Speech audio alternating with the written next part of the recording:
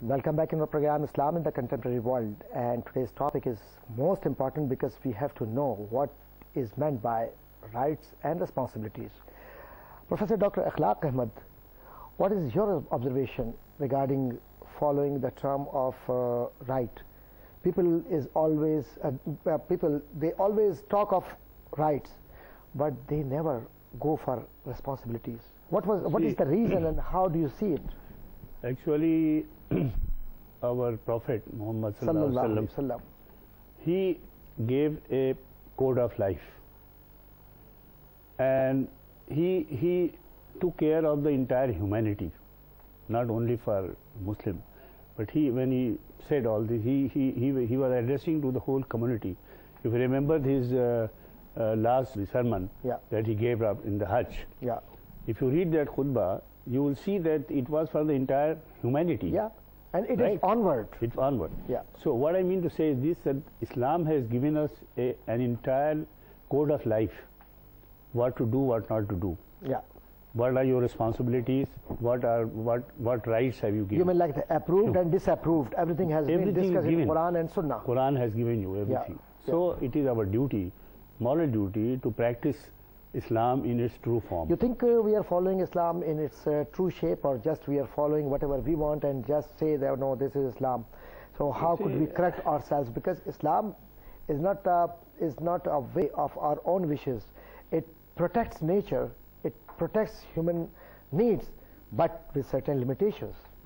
You see, Islam has given you all the code of life. You have everything there. God has created this universe. God has given you everything in this world. You have mountains, you have forests, you have rivers, you have land. Everything is there, right? To get and your benefits. responsibility. To get benefits. Yeah, to get benefit. Yeah. Right? Yeah. Now, what is your responsibility? You have to protect this environment. Yeah. This place for better living. Yeah.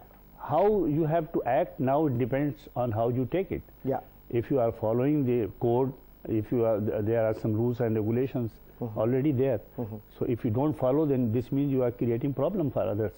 If you are maintaining the equilibrium of the universe by doing such activities which are harmful to the planet, for example, this earth I am talking, so this will be destroyed. This will be affected very badly.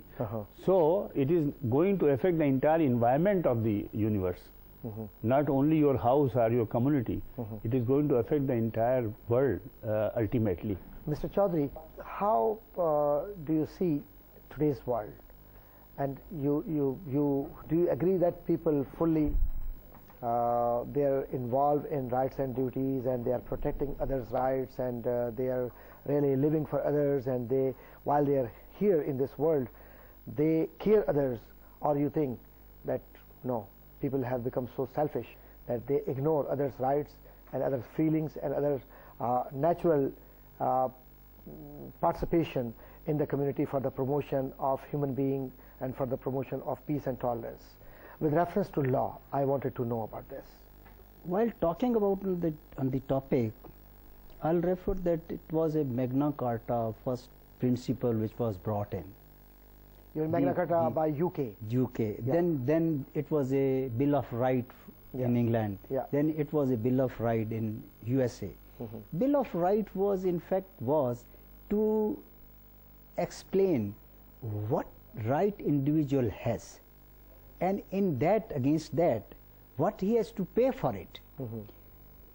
All those documentaries, whichever the laws are enacted, they first created that duties toward an individual, in fact, has given birth to the responsibilities.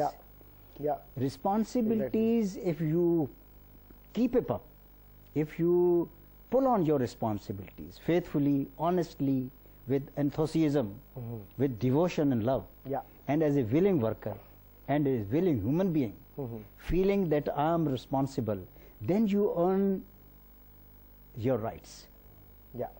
You have to first fulfill your obligation, and then you have to earn right.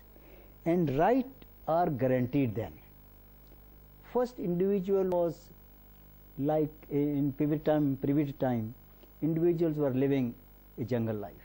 Then they felt individual that we have to live in collective social life. Law is concerned, beside Islam, all religion, all world, they have then created code of conducts.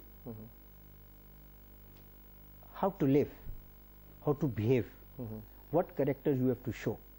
And that individual ultimately feeling aggrieved that there is a discrimination when the society developed, and there was a discrimination, then every individual felt that there should be a law which should regulate me.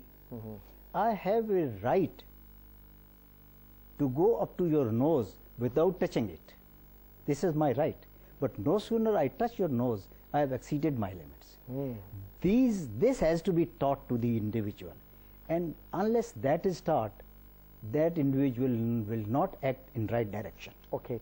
So Islam, coming back to Islamic viewpoint, I would say that Islam has given us a complete parameter.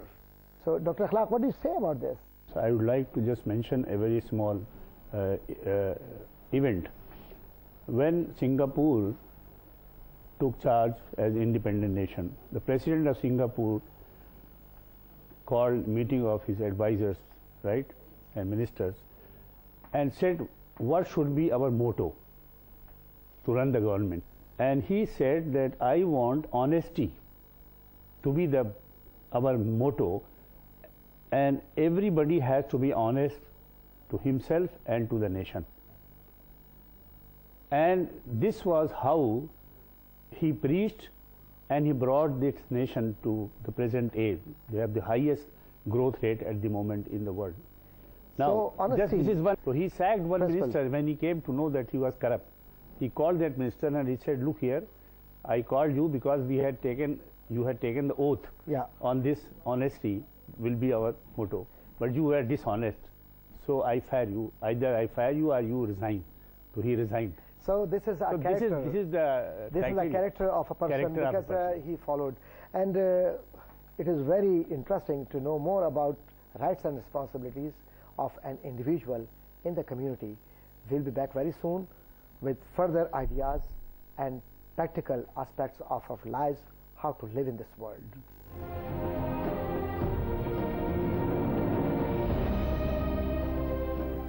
Welcome back in our program, Islam in the Contemporary World. And today's topic of discussion is about rights and responsibilities of an individual in our community. Mr. Chaudhry, you're a lawyer and you have a very strong background of law. How do you see this world? How we are facing serious challenges of the society? Why? Because we are not fully aware of our rights and duties, or some other reasons? Dr. Qadri, in fact, we have forgotten that there is a law which has codified our conduct and which needed, in fact, by development of the society. When many individuals get together, it becomes a society, and for regulating that society, it was a need to create some rules, regulation to build up a tempo for living, peaceful living. And in that case, let us take example. Suppose there is no traffic signals. Everybody has a right to fly over to move on. Yeah. But if there is no traffic signals, then everybody would be colluding inside, and then it will be a big chaos, crisis, and traffic jam and fight. Yes. To codify that, individual rights also has to be codified and regulated, like traffic rules, arms. Everybody has the right to have arms, but with certain limitations. With limitations. Yeah. Everybody has a right to build a house, but there is a limitation that you cannot cross such and such limits. Yeah, boundaries are there. Boundaries are there. You cannot encroach upon the other land. You cannot encroach upon the light, air, and easement of the other neighbors. You have to look for it, that their secrecy should not be leaked out by building your own palace. So that codify us, which we generally say it is a law. Law provides basically protection to the individual right. You mean you're talking of human rights as well? Human rights. Because human rights have been protected by international law. And international law has been created by United Nations. And United Nations means that every nation is signatory for that particular or specific document, legal document. This is what I'm referring to. That when the First World War there, then Second World War there, then collectively minds were together how to live peacefully. Then United Nations came into after League of Nations. Yes. If somebody is traveling from his own country to the other country, there are rules, and he will have to follow. He will have to follow. He will have to follow municipal law. His right to travel is guaranteed. International protocol says you can travel everywhere, subject to limitation of your own country, which is codified. Okay, I must ask you one question, which is a subsidiary question. If one is living from Pakistan to USA, or he is going to visit Canada or any other country, you think that if he violates any rule there, so he wouldn't be responsible for that violation? That individual, because simply saying that, oh, I didn't know about this law. If he violates anywhere any rule which is made a code for living, for a human being, for a society which includes the individual. If somebody travels to USA and he carries the narcotic, he is violating rules of his own country and international rule, as well as where he is landing. So he is violating rules of at least 2 countries and 3rd international world. And that is international law. Yes. One has to be very careful that I have every right to travel, but there are restrictions. I have to pocket it with a documentary evidence that I am citizen of such and such country. An anonymous traveler is not allowed to enter. It means that rights and responsibilities are there, and rights doesn't mean that you're free for everything whatever you wanted, because there are certain rules and regulations.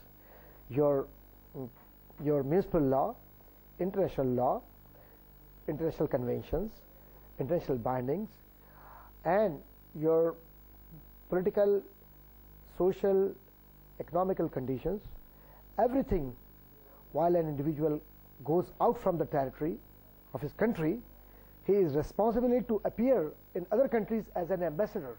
Yes. So for that he will have to have knowledge of every individual of this country from where he is traveling. And for that there is no lame excuse to say, oh, I never knew about this. He is a part of that international behavior and individual behavior, because he is a member of international community. Human being, individual, everywhere in the world is one human being. He may be from UK, he may be from England, he may be from USA, he may be from Pakistan, he may be Hindu, Muslim, Isai, Christian, anybody. That's why that individual has the responsibility to behave in a fashion that he should be a symbol of codifying life. That's why I wanted to mention here why I go through United Nations Charter. I see that it is really, what I understand, most of the points have been described by Nabi Kareem Sallallahu Alaihi Wasallam. When Holy Prophet Sallallahu Alaihi Wasallam described about peace, when he described about human relationship, when he describes about international affairs, international code of ethics, and when he talk of non-aggressive behavior, how to protect human life, environment, animals, everything you just name, you will find in international and international Islamic law. More, I see that there is a law of protection for whom? For upcoming generations. So you are talking all of these. These are the principles of Islam as well. So one should know about this.